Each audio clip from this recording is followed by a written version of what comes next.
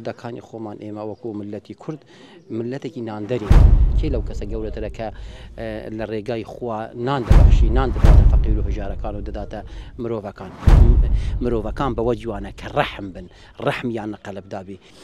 ئەم کاتتان باش بینەرانی پایتەخت میدیا لە قەزای خەباتین لێرە لە مزگەوت و تەچێ شێخ جەلال هەرچینە هەموو جەژن لێرە خوانی بەیانی ئامادە دەکرێت و خەڵکێکی زۆر سەردانی ئێرە دەکاوە دوای نوێژی جەژن زیکر و حاڵی دەروێشانی تەریقەتی قادری گەیلانی دەست پێ دەکات. دەمانوێت قسە لەگەڵ شێخ جەلال هەرچی بکەین مەرامتان لە کۆکردنەوەی ئەو خەڵکە چییە شێخ؟ بسم الله الرحمن الرحيم الحمد لله رب العالمين الصلاة والسلام على خير خلقه محمد وعلى آله وصحبه وسلم أجمعين. بشي دەست خۆشی لە جەنابتان دەکەم و لە کەناڵەکەتان دەکەم لە بینەرانی خۆشەویست دەکەم. والله ینی خەرکردنەوەی خەڵک و عالم و ئەو خەڵکە کە خردەبێتەوە خۆی یێژنە هەر بەخۆ کۆکردەوەیە کە گوتی یێژنە بەمانە خەڵکە لێ کۆ دەبێتە ئەو دەشتە سەردانی و دەکە ئەو سەردانی وی دەکات لەبەر ئەوەش ڕۆژێکی گەورەیە لە ئاینی ئیسلامدا بەڕاستی ینی ڕۆژی گێژنای قوربان ڕۆژێکی زۆر گەورەیە. گەوراتیش لەوەدایە کە ئینسان خۆشی دەرببری بەرامبەر برادەرەکان و خەڵک و عالم ئەوانە بۆیە خۆشیش بەتنی تۆزێک زەحمەتە دەبی جماعەتێک کۆ ببیتەوە و پاشانیش کە ئەم خەڵکە کۆ دەبیتەوە هەموو سەردانی یەک دەکەن نسیحەتیان دەکەن بۆ ڕێگای باش بۆ ڕێگەی چاک ذکری خوا دەکەن و نسیحەتی یەکتر دەکەن لەبەر ئەوەی خۆی کۆمەڵاتی شتێکی جوانە ئینسان هات چۆنێک بکات و سەردانی یەکتر بکاتن. بۆیە وڵا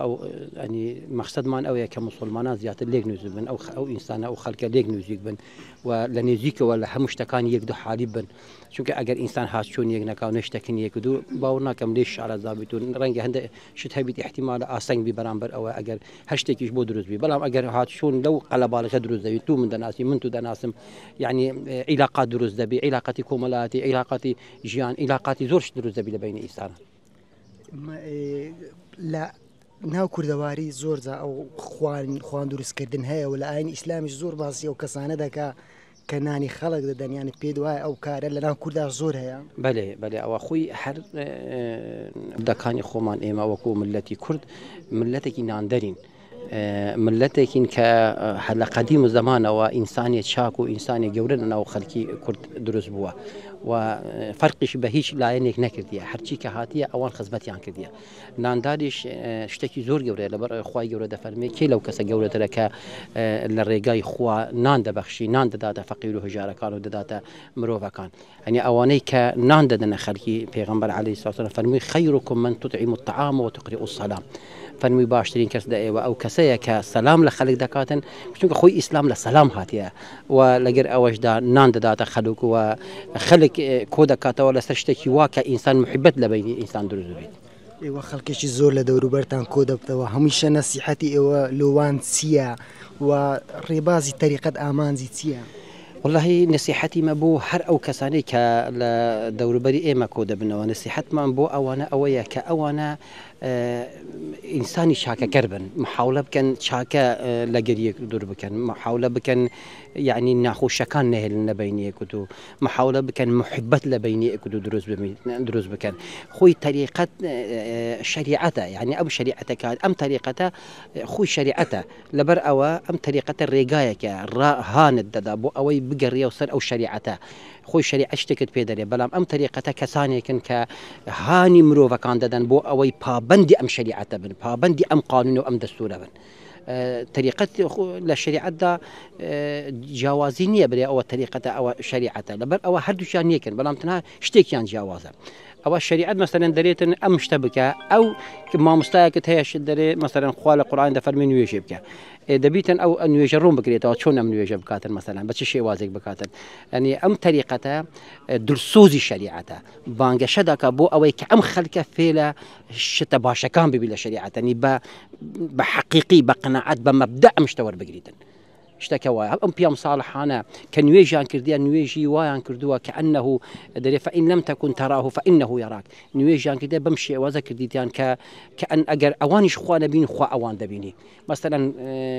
هانی ئەوەیاندایە بۆ ئەوەی کە خەڵک لە خراپەکان دوورکەوتەوە چونکە ئەثەری خراپە لەسەر هەر کارێک هۆکاری لە ناوبردننی مرۆڤاتی و ژیانی ئینسان و مرۆڤەکانە. کۆتا پەیامەت چییە بە بۆنەی جەژنەوە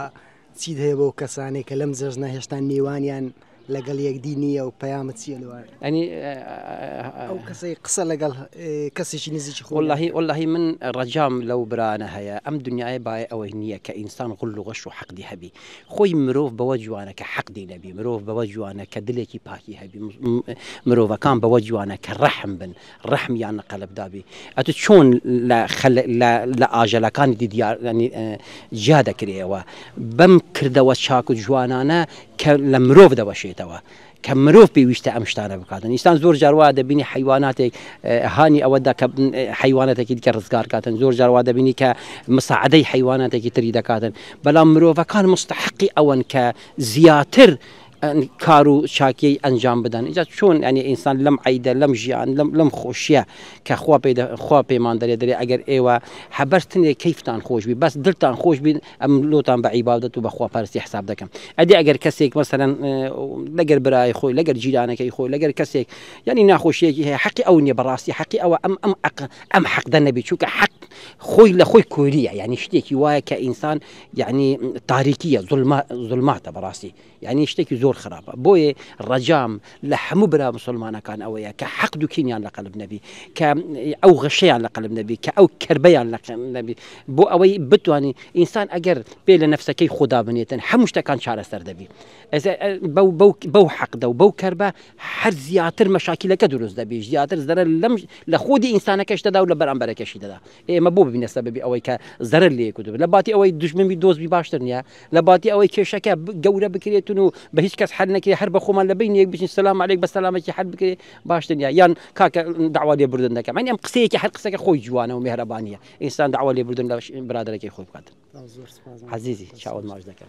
بنێرانی پایتەخت میدیاوەی بینیتان مزگەوت و تەچێ شێخ جەلال هەرچیە لە قەزای خەبات دوای نوێژی جەژن و خواردنی نانی بەیانی هەر کەسە دەچێتەوە ماڵی خۆی بۆەوەی جەژنە پیرۆزە لەگەڵ ماڵ و منداڵی خۆی بکە